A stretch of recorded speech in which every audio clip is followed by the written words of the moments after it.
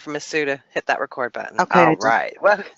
All right. Welcome everyone to our first official Tim Talks session. We are so glad you are here with us. Our presenter tonight is the wonderful Timothy Schnellenberger. He is the CEO, owner of Recovery Boot Camp. He's also the owner of Healing Properties and the founder of the Schnellenberger Foundation. We are wonderful and so thankful to have him here with us tonight. He is going to answer your questions and talk a little bit about removing the chains of enabling. That's a good thing. Tim, did you have anything you wanted to start with before we start taking questions? Well, I was just going to do what you did and just introduce myself and let y'all know that I'm going to do the best I can. And it's my answer is, first of all, I'm not a doctor and I'm not a licensed clinician. However, I've been used my 16 years in the treatment field, and the experience that I have with my own family, who are mostly alcoholic drug addicts as well, and some of the techniques I learned through years of therapy and working with therapists along the way, and I hope I can help some people. That's wonderful. Thank you so much for being here with us. We're just going to open it up to questions. If you will find your chat box, ladies, except for our callers, we'll get to you after we get to the chat boxers. And if you have a question for Tim, just type an exclamation point into the chat box, and then I'll call you in order. So you can go ahead and type those because I know we have tons of questions.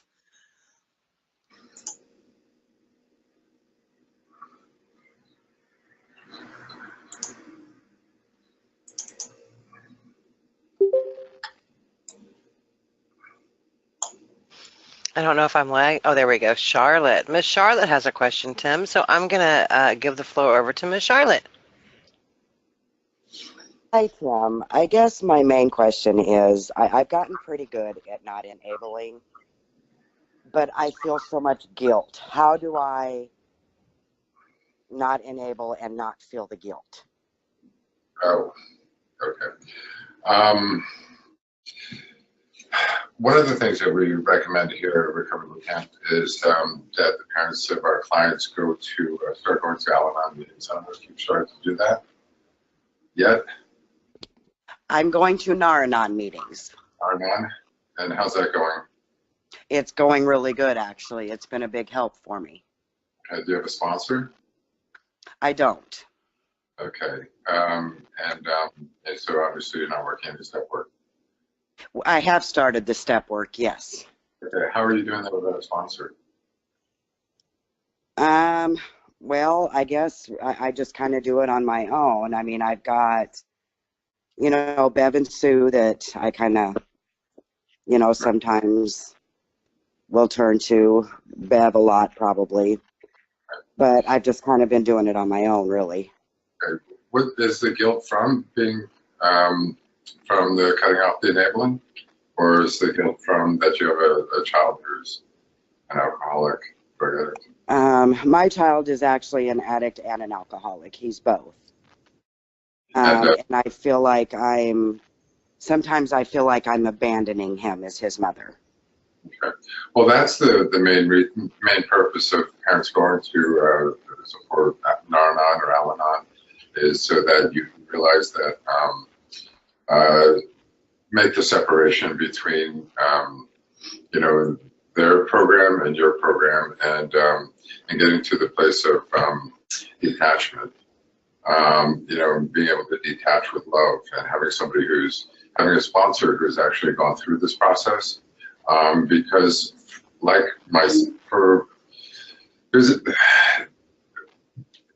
in Al-Anon, you probably in Nar-Anon, you've noticed that the main tenet is that we have powers over the addiction, whether we're actually the addict or not the addict. But the addiction is the disease, and we try, as it's very difficult as parents to realize that you can't control it, and stepping back from it, and stepping back from the actual disease, and that's, you know, you love your son, but you hate the disease, right? Exactly. Okay, and so the detachment has to be from the disease, and all the behavior that we're doing to cut off the enabling is about detaching from the disease and all the behavior that's associated with the disease. And that has to happen, but we can't do that unless we recognize that it is a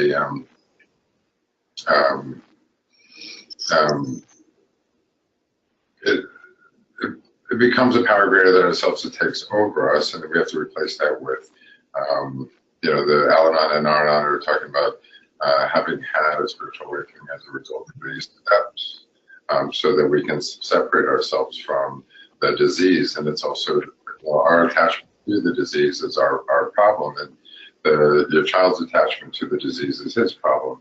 And as family members, like I have had with, you know, my brother, and I'll give you guys a little bit of my story later, to realize that, you know, my attachment is part of the disease, and I need to work on that. So through the step work, we find that getting the relief through the step work is being able to let go of the obsession. And the obsession is obsessing about all of your behaviors and all that stuff. And what that will do is give you some freedom from the guilt and shame about your decisions to stop the enabling, because it had nothing to do with you anyway. I drank over guilt and shame all of my addicted life. Guilt and shame is just a corroding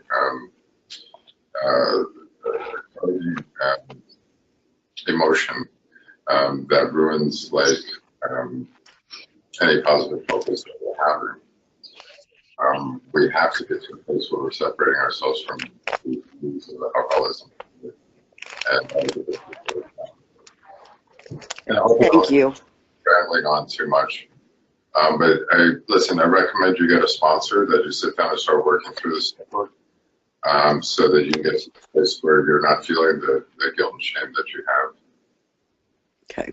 Yeah, because I feel like I have, I mean, I've come a long way with not enabling. I don't give money anymore. I will not bail him out of jail. I will not engage. But for some reason, I still feel guilty. I'm afraid that my child's going to feel like I abandoned him. Mm-hmm. How is your relationship? Do you have a higher power? I do, yes. Are you putting the results in God's hands? Or higher power's hands? Yes, God is my higher power, and yes, I've had to put it in God's hands, or I wouldn't be able to do it. That's right, and it's got. I mean, you know, you have to do the things that you know that is right, and leave the results up to God. And you know, if we're questioning, you know, God's results, we're not having a lot of faith.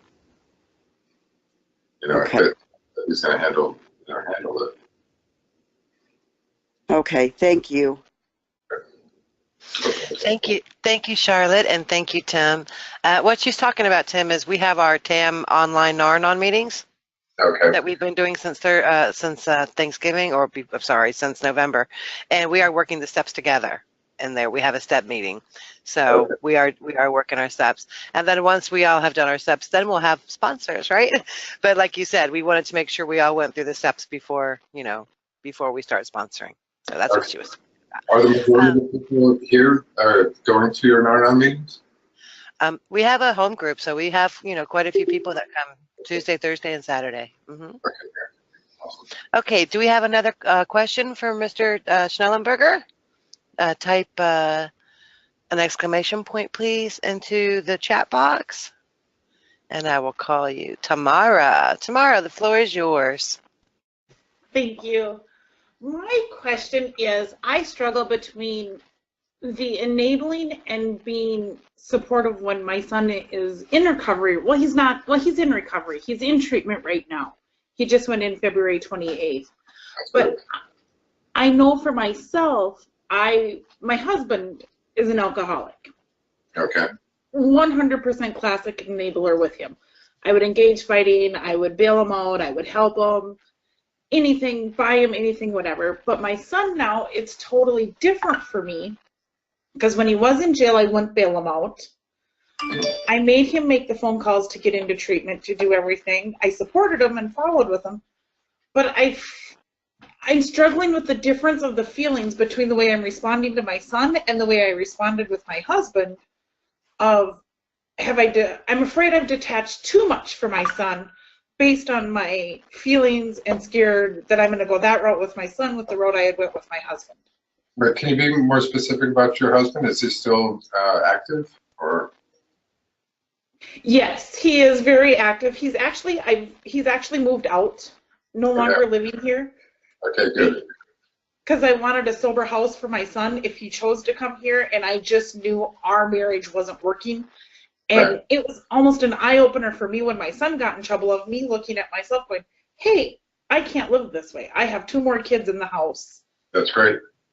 That's great. And your question is, or your statement was that you're being tougher on your son than you were your husband? Is that understanding that correctly? It is. It is. I feel I can call him out more, but he also responds different than the way my husband did. My son has never done the blame game. He's never asked for the money. None of that. So it's totally different. You know, there's none of the, if he gets mad or if we get into a fight, we both sometimes will get into that explosive arguing. But it's instantly within a couple minutes, it's calmed down and okay, now let's sit down, and we still address it and we still talk about it, but we've both just released that, so to speak. So it sounds great. It sounds like you had a really learning experience with your ex-husband or your husband, and now you've got the tools to start working with your son, and it sounds like things are getting better. If you guys are, first of all, that's why I asked about your husband. If you don't have a unified front in the household, you're done. You know, as far as implementing healthy boundaries. I was speaking with a couple, the mom and the dad, last week, and they had 2 different ideas of how to approach the child, and it was horrible because they were never able to accomplish anything because one wanted to do it this way and one was going to do it the other way, and they couldn't come to terms. So there's no way to set a healthy boundary and have a unified front. Sounds like what you're doing with your son, you're setting the boundaries. Of course, there's going to be some pushback because that's what we do as alcoholics. But if you guys are able to sit and have that conversation, that's phenomenal. It sounds great, like a great situation, and it's finally in treatment, huh? He is, and he actually got out just for today, and we spent the day together because he had a medical appointment. And it was, you know, when he was talking, he had said, I can't use anymore because of the legal trouble. And I finally looked at him, I said, so is it that you can or you don't want to? I said, there's a big difference. I said, I'm not going to judge your words, but in your heart, which one is it? Right. And he's like, well, I don't want to. And I said, all right. I said, as long as that's the truth, I said, you tell yourself the truth. Don't lie to yourself. I said, you lie to me, whatever, but don't lie to yourself. Well, the impetus for somebody going into treatment can vary, and sometimes they don't even know treatment. And then what happens is some people that don't even want to be there, they have that switch where all of a sudden they realize this is much better than the way I was living. So really, if they want it or need it, it really doesn't matter as long as they're doing it. And that's kind of what, you know, the thing with the healthy boundaries and stuff. It doesn't matter, you know, what the impetus is. It's that you're doing it, you know, and it might be difficult. Difficult to keep doing it, but you just keep doing it, and then let the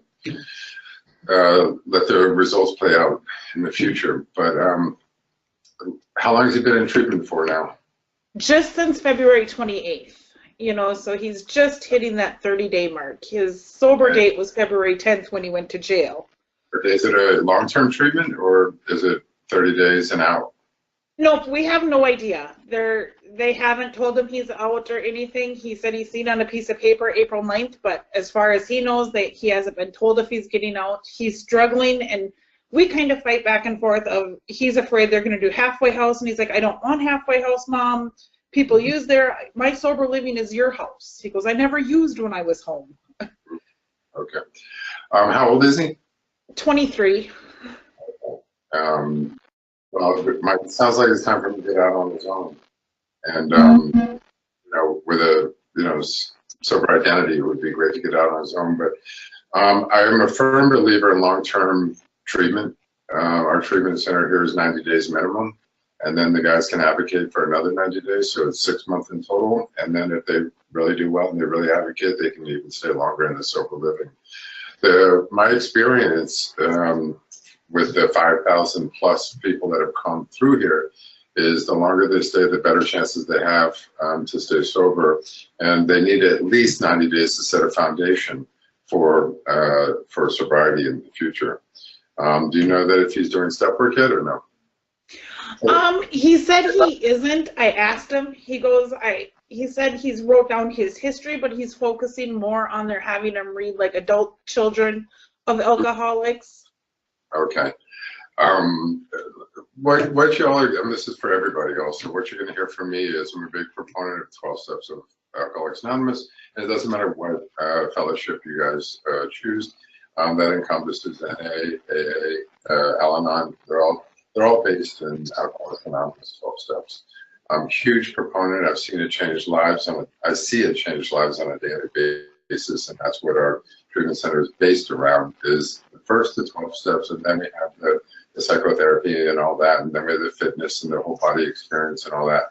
But the foundation, and this is a little different than most treatment centers, but the people that are going through any treatment center are going to be suggested to go into the 12-step program, or at least at minimum go to meetings. But the core of 12 steps, of AA and all the other fellowships, is actually the steps. And that's the medicine that I've seen work over and over again. So that's what I was finding was that treatment centers weren't like, 30-day treatment centers weren't really focusing on that. And so when they get out, you miss that window of opportunity where the kid is willing to do anything to get sober or please his mom or stay out of jail or whatever. You miss that window if you don't get busy with the step work right away, because this is something that you can take with you for the rest of your life, and you don't have to live in a sober living or a halfway house forever. And I don't want my guys living here forever. I want them to take what they've learned and go do something else. Go have a career, go have a family, go do all these things. So anyway, like I said, 90 days is a good amount of time to at least get through a fifth step. If he's at, 35, 45 days right now, since he's been sober, hopefully they've got him working with a sponsor and doing those things so that he can, it's all not dependent on a safe environment. It's really about him creating an environment within himself so that he can, take it with him and be free to go where any other sober man can go. Before I ramble on too much more, feedback. So, I don't know if I went on a tangent or not, but if they said April 9th. April 9th is what they haven't told him anything official. That's just what he had seen on a piece of paper, and that's where we've really struggled, is because he's like, I just want to come home, which he's never lived at. He hasn't lived at home since he was 18. Okay. He was 5 hours away. Why does he want to come home? Because he says he won't get high there? He says that's when he was using, when he needed that downtime, that's when he came home. He'd come home for that 24 hours to sleep, to just let it all out, and then he'd go back to that environment he was in. They recommend if they recommend sober living, really stand behind that, I think. Okay. Really give him the opportunity to really get sober and be around people that are doing the right thing and working on a program, working on a sober life. The more time around, his therapist or other sober people, the better. Really. Thank you. That's what I wanted to know, because it was like, I don't want that pressure on me, and that's what I keep telling him. I'm not trained to help you with this. This is your recovery. You have to do this. Right. And if he's in the house and you have to set down a boundary every day and follow it, it's exhausting. Set down a boundary, follow through on each boundary every day, and maybe drug test and all that other stuff. I was concerned and worried. That's tough. So let him go to the, or not make him, but really stand behind. Yeah, encourage him to go to the sober living environment. Perfect. Thank you. Okay. Thank you, Tim, and thank you, Tamara. Do we have our next question? Just go ahead and type an exclamation point in the chat box for me so I can call you.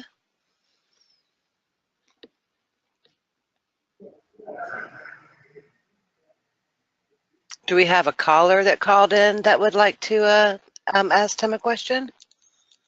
Yeah, hi, this is Wanda. Hey, Wanda, how you doing? Hi, good. Thank you, Tim, for being here. I've got a quick recap. My son is homeless on the streets of Baton Rouge, Louisiana. I live in Georgia. He was in a 9-month state lockup rehab, did great, but weekend number 1 after he got out drinking, weekend number 2 doing crack. Got into a sober living twice, left. I was the queen of enabling because I had built my hopes up so high because this was the longest time he had been clean. So I helped him get to Louisiana. He had a $32 an hour job, sent me the paperwork, apparently lost it. The next thing I know, he's, ER, taking him to the hospital. Of course, they released him the next day. So I'm finally not doing anything else, not sending gas money, anything, but I find myself now, I said, son, the only thing left that I will do, he's got a warrant on him too, I found out, is buy you a bus ticket home and I'll have the deputy meet you at the bus station. But I find myself, well, he's not going to have any minutes on his phone soon. Should I pay for that phone? Is that enabling? What if he needs 911 again, or someone, his girlfriend needs to call because of him? So I'm struggling with that part of it now. Right. Well, don't most phones dial 911 even if they're not paid for? Good point. He's got a straight talk cell phone. I'll have to check on that. Right. That's a difficult one because you do want him to be able to talk.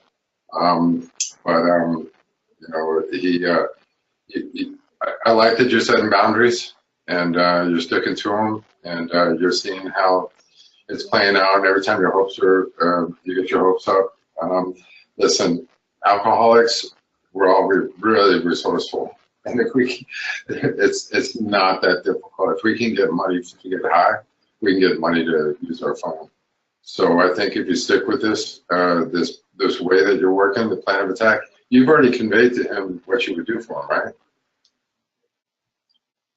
Yes, and I even gave him gas to come home one time, but that didn't happen. He didn't come home. Basically, the only reason he would need his phone is just to call you and say, okay, I'm ready. Is that right? Right. I'm ready for the bus ticket. That's right. So then you just wait for that call. You don't need to help him with the phone. Yeah, he can find the phone. Okay. Thank you. Okay. Thank you, Wanda and Tim. Boy, this is getting good, isn't it? All right, next caller or next person who would like to ask a question?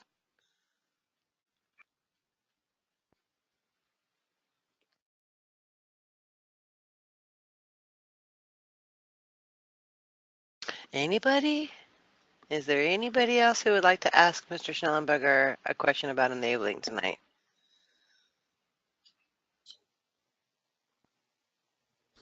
I would like to ask a question. Go ahead, Bonnie. The floor is yours. I'm kind of new to all this, so I want to say I am an enabler, and I enable everything. I need a place to start, where to stop. You mentioned sponsors. I don't have a sponsor. I do at home. I'm having trouble hearing you a little bit. Oh, okay. What did you hear? I mean, my name's Bonnie. There you go. A little. I'm sorry. Can you speak just a little louder, Bonnie? It's a little soft. Hopefully you can hear me. I'm an enabler, and I need to know what are some rules for stopping enabling? I Okay. enable everything, and I need to just cut the cord. Right. Okay. Um, I have a little handout that I've been giving out to the people that show up at our webinar. I don't know if I can pass that out to anybody before I put it into the chat. But basically, I'm gonna read through these examples of enabling, and how you can, what the opposite of that is. Just not to get into too much detail. Um, giving money when they're asking, giving them money when they ask, enabling. If you love them, give them food. Enabling, paying for their car. Find, paying for their phone is on here as well. Paying, provide a place to live, bailing them out of jail. These are all the things of enabling. There's, give me some examples, and I'm going to give you the breakdown of healthy boundaries and what they look like. What's the situation? What's your situation, and what are some of the examples that you're enabling? And is it a son or a daughter? Or? It's my daughter, and she's 35. Okay. And how long has this been going? Paid for 2 years. 2 years. Okay. Has she ever been in treatment? And she was at 30-day treatment in February of 2016. Okay. And are you guys together? My husband and I, yes. Okay, and you guys are a unified front? My daughter. Oh, yes. Yes. Okay, so you guys can make some decisions together and stick to them? Yes. Okay, the hardest part about setting healthy boundaries is a lot of people can say them out loud, but they can't follow through. And that's the most important thing, is to follow through. If you say something, you got to stick to it, because as soon as the drug addict sees a crack in your boundary, they're gonna exploit it and take advantage of it. If they see a crack between you and your husband, they're gonna take advantage of it and exploit it. She's 35 years old, and she's, what kind of enabling are you doing?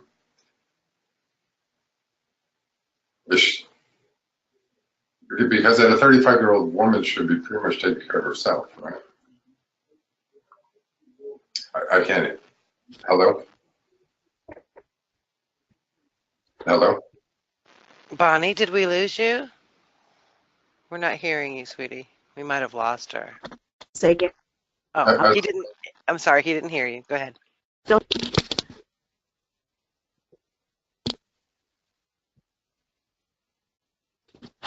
I must be cutting out. I don't know.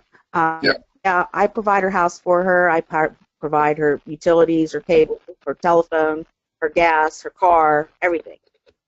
Okay. And what would you like her to go to treatment again? I lost. Would you like her to go to treatment again? Yes. Yes? Okay. Yes, I would. You need to sit down with her and tell her that, and say, you and your husband sit down and say, you need to go to treatment, or we're going to stop paying for all that. And like I said, the hardest thing to do is follow through with it when she's being evicted out of her house. And that will happen. But if that's what she needs to wake up and stop doing the things that she's doing, then that has to happen. I'm sorry, it sounds rough, but this is the reality of it. And also, we're talking about life and death. If somebody loses a house, has to face charges or something like that, or loses their car, that's the reality of it. Are you there, Bonnie? Yes, I'm here. I'm listening. I'm just trying to picture how it's all going to come about. And that's a frightening picture, You mean at the end? Well, it's like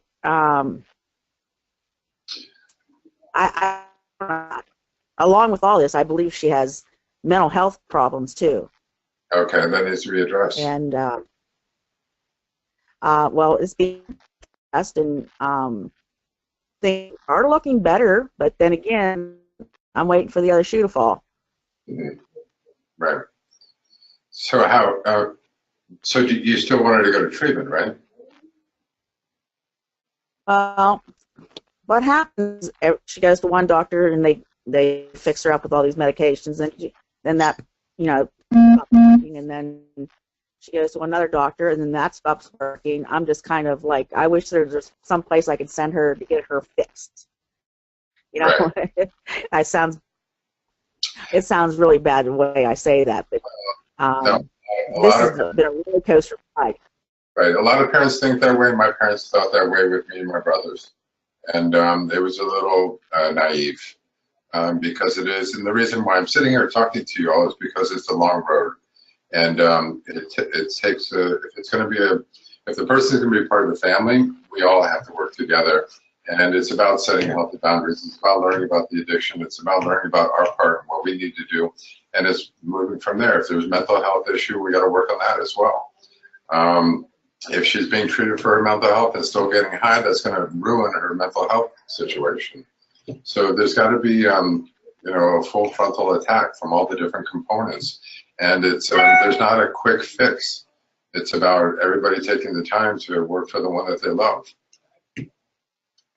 But one thing, you know, if she is harming herself by getting high or whatever, and you're enabling her to do that because you're paying for all of her bills and everything like that, that's responsibilities on you. You know, don't do that.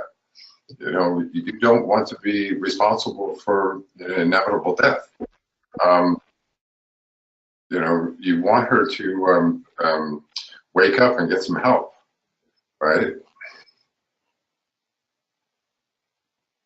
Yes. True. All right. All right, but there is no quick fix. And it's a full frontal approach to this thing. And if there's one person in the family that's sick, everybody's going to be sick. Thank you. Okay. Thank you, Bonnie, and thank you, Tim. Do we have our next caller or our next person that would like to ask Mr. Schnellenberger a question? I know we are kind of going over time here, Tim. Are you okay still to take calls? Sure. Okay. Anyone else that would like to ask a question?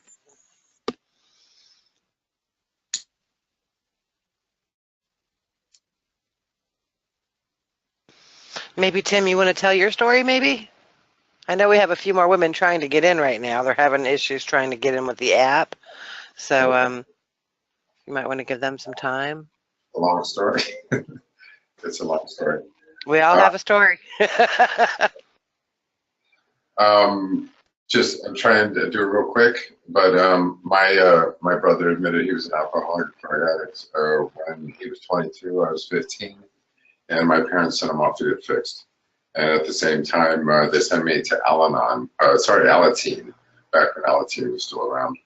And so I was exposed to Alcoholics Anonymous, my brother went to Narcotics Anonymous. So I went to a lot of Narcotics Anonymous meetings. And it's fortunate because I was exposed to it really early. And so I knew that if I ever did get in trouble, I knew that there was a place that could help. Later in my life, after I got married at 20 and got divorced at 22, 23, it really affected me a lot. And I started getting heavy into drugs and alcohol. And at 27, I started going to my first treatment center. And so I ended up going to 4 treatment centers. The 4th one was a long-term, year-long treatment center in Mississippi. In 99, and I was there. And that was when I first found out. It was the first time I was really introduced to the big book of Alcoholics Anonymous. And I finally got some relief. Because every time I went to a 30-day treatment center and they told me to go to meetings, I really about 6 months in, I just always got overwhelmed emotionally because I had no idea to handle my emotions without the drugs and alcohol. Because the drugs and alcohol worked for me for a long time because of the divorce and a bunch of other things that happened.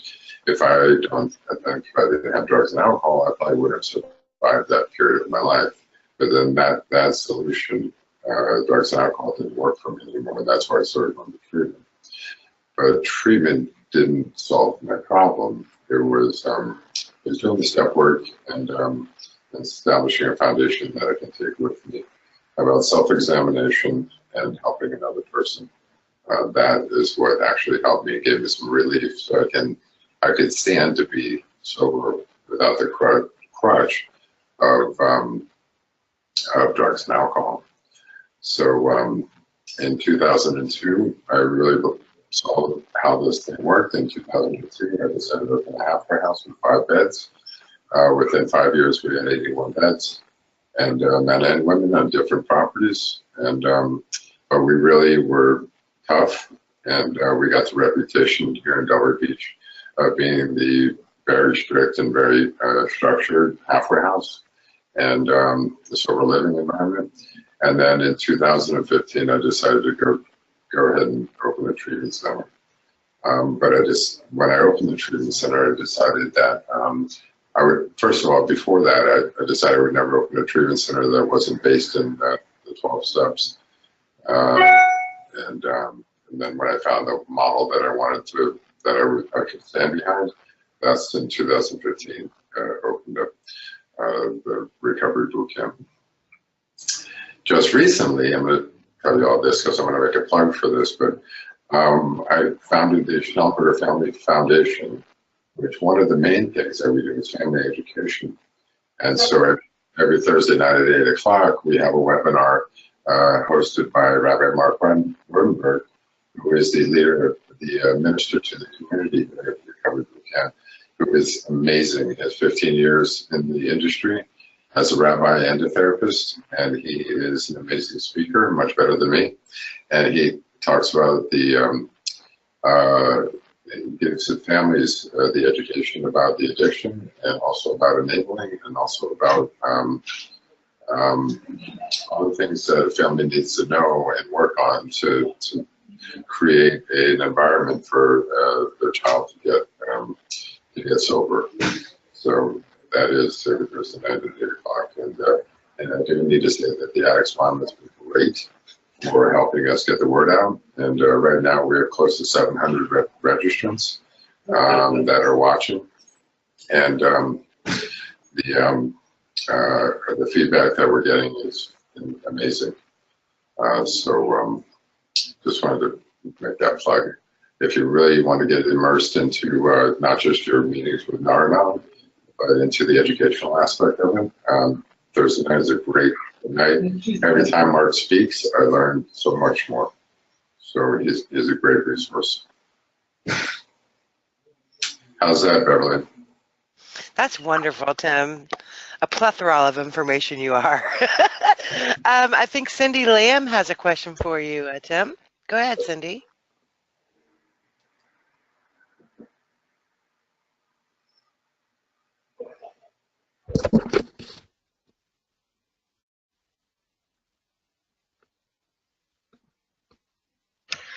Hi, Tim.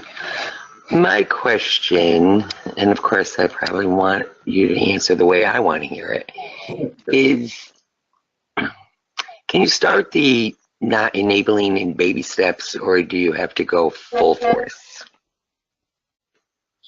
Well, I mean, it's really situational. So I don't know what your situation is and what you think you're doing that isn't. Okay, do I start by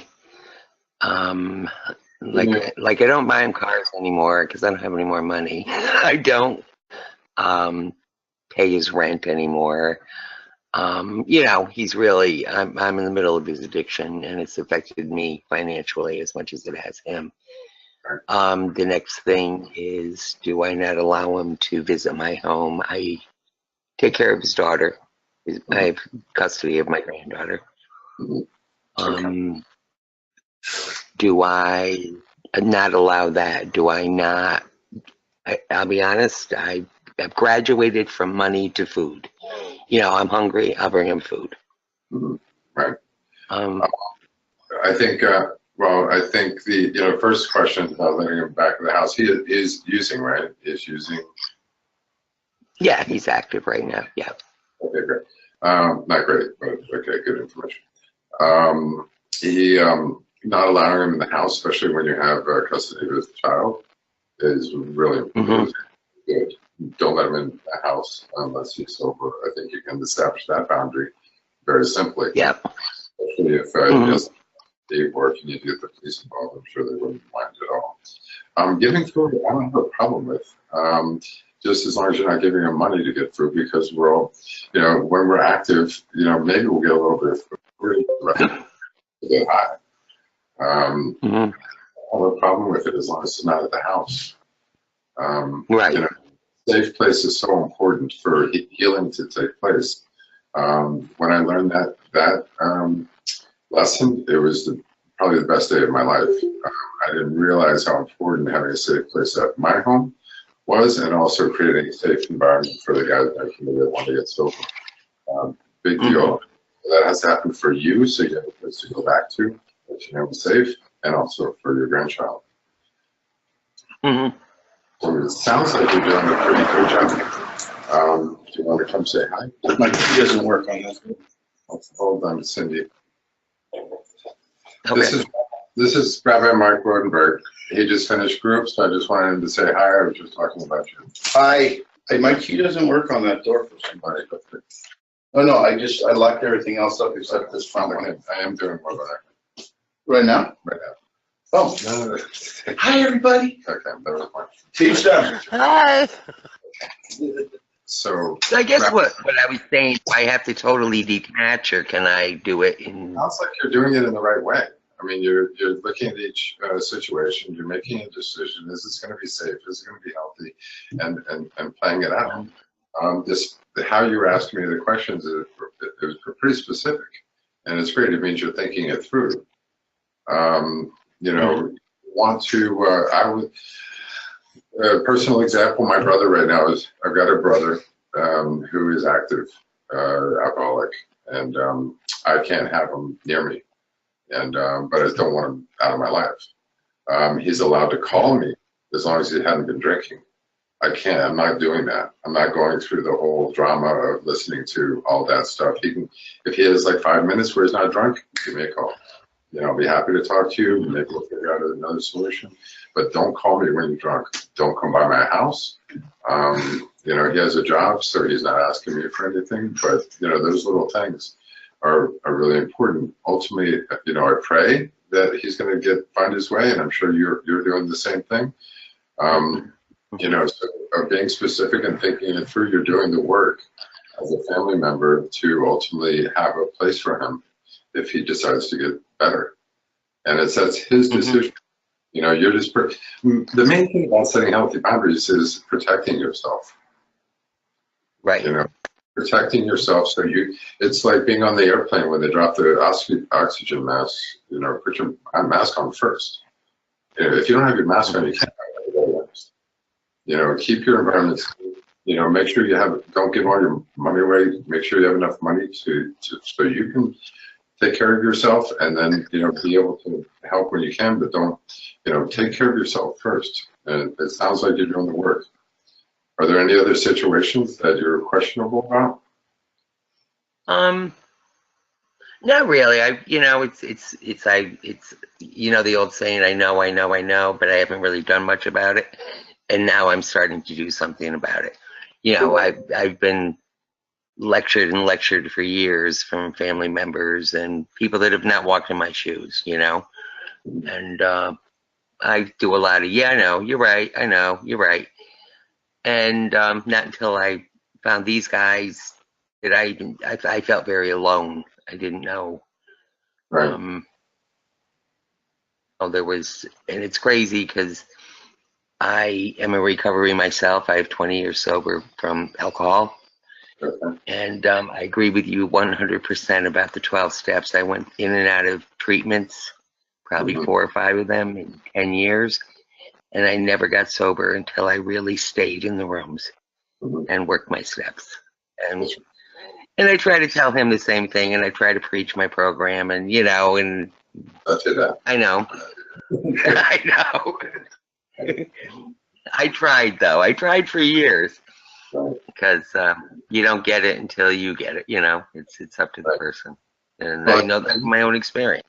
From your own experience, at least he knows where to go when it's time, when he's made a decision to get better. It's if he's already lost his child, and is he living on the street? No. Well, yes and no. He stays at his stays at his father's house, stays with a girlfriend, that kind of thing. Surfing is homeless. So. Oh yeah, yeah. So it's not really a place. It's going to be a tough road if he's got people. You're doing what you need to do, but if he still has enablers out there, maybe a lot longer. His father and his friends are just co-signing his ridiculousness. It's going to be a minute. Just keep that kid safe and keep yourself safe. Yeah, that's my number one goal right now. There's nothing you can do about the other enablers, unless you guys are you get a unified front together. No, it's the ex-husband, that. So, I'll just keep working it, Pray for him. That's all I can do. All right, sounds good. Good luck. Thank you. Thank you, Cindy, and thank you, Tim. We're going to start wrapping it up. Do we have any more callers or anyone else that would like to ask a question of Tim Schnellenberger, sorry, before we wrap it up tonight? We want to make sure everyone's questions can be answered.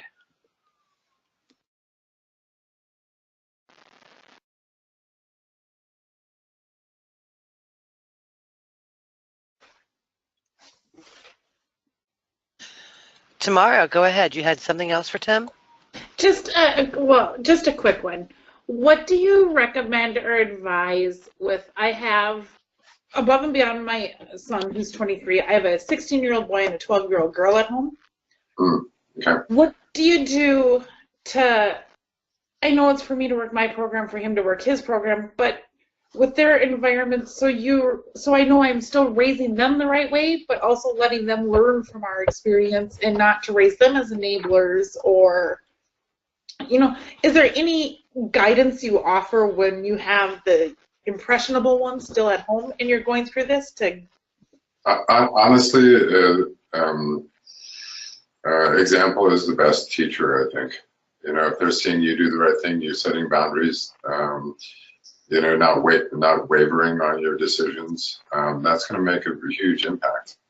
And to see, what you had to do with the other child, that's going to be huge. Okay. That's what I had assumed the answer would be, but I thought I just wanted to know, I just wanted to hear the reassurance. Well, yeah, keep doing the right thing, or step it up when you need to and do the right thing. We all know what it is. It's our emotions that get in the way. We all know what the right thing is. It's the emotions that get in the way and get clouded. That's why having a sponsor in Al-Anon is really important, because they're right with you. They have all the information because you've already disclosed everything to one person that you can trust. You've disclosed it all, but they have the information. You guys have agreed on the right thing to do, but when the shit hits the fan, all the emotions are on us and we're clouded. Our perception is off. We need somebody who's intimate with us to be like, hey man, remember the other day when we said we weren't going to do that anymore? Like, oh yeah, that's right. That's why it's really important to have a sponsor who knows you really well. And the step work, when you're working with a sponsor through the step work, it creates that level of intimacy that you need to have, that you learn about yourself, they're learning about you with you. So that when you get to a spot like this where you have to make a difficult decision emotionally, that they can be objective and give you some solid, sound advice because they know your situation and they're not you. So I've been sober for years, and I still use this sponsor daily because I need somebody that's outside this craziness in here to give me some concrete, objective information that I'm like, oh yeah, I forgot about that because I'm all crazy today.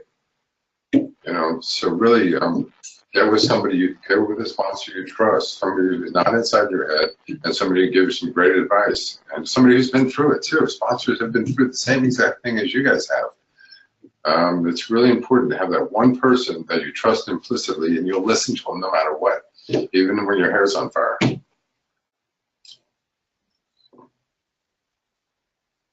That's my Thank you story. so much. Thank you, Tamara and Tim. One last shout out to our callers that are calling in and cannot type. Do we have any questions left for Tim from our callers?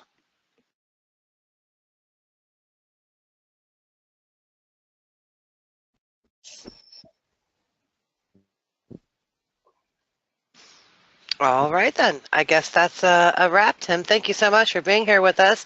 That's Tim Schnellenberger, the CEO, owner of Recovery Boot Camp, and he's also the owner of Healing Properties and the founder of the Schnellenberger Foundation, which is a wonderful, wonderful foundation. And for those of you here with us tonight, if you would like to refer back to the Tim Talk session tonight, it will be on the website. It's being recorded. Just the audio is being recorded. And it'll be on our website under our Tim Talks link.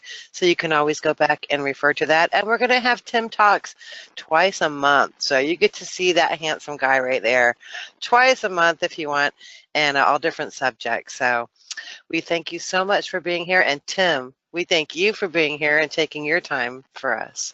Thank you, Beverly. Thank you, everybody. Thank you. Thank you so much, Tim. Have a wonderful evening, everyone, and God bless. Thank you. Bye-bye. Good night.